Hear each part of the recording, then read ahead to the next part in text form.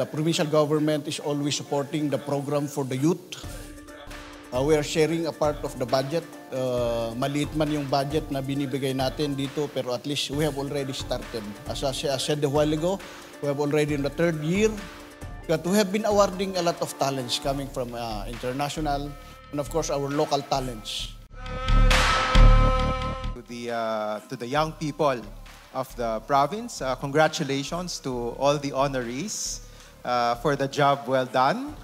And I hope that you continue to bring honor to your province and to your country, especially in culture and the arts. Thankful din ako sa BIAG, kay Doc Ryan, na talagang siya yung naging nagbibigay sa amin ng encouragement and opportunity dito sa BIAG. Lalo na hindi lang naman iyaman ang meron sa BIAG, meron din mga workshops, several workshops, which is doon ako nag-umpisa sa PED-AGAN workshop, sa creative writing. And then ngayon, isa ako sa nag-receive ng Iyaman Award for Literature na talagang nagtuloy-tuloy din talaga ako simula noong 2022.